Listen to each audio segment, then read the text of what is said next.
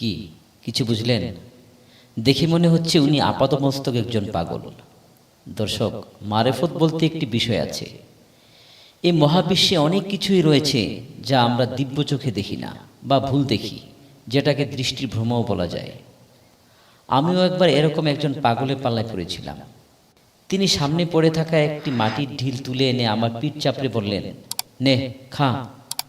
আমি খেতে না চাইলে ধমক দিলেন। মুখে নিলাম। আশ্চর্য হয়ে গেলাম যে এটি মাটি ছিল না, এটি খুব দামি একটি মিষ্টি ছিল। ঘটনার আকস্মিকতায় আমি হতভম্ব হয়ে গিয়েছিলাম। অনেক বছর পরও সেই স্বাদ যেন আমার ঠোঁটে লেগে রয়েছে। রাস্তায় বেরুলে আজও আমি সেই পাগলকে খুঁজে ফিরি। প্রিয় দর্শক, এমন কোনো পরিস্থিতির সামনে পড়লে কেউ কিছু দিলে নির্দ্বিধায় নিয়ে নেবেন। অনেক সত্যি আমাদের সাধারণ চোখে ধরা পড়ে না, আর এই অদৃশ্য শক্তিই হলো মারেফত। তো বন্ধুরা, দেখতে থাকুন শেষ পর্যন্ত এই পাগল কি করেন।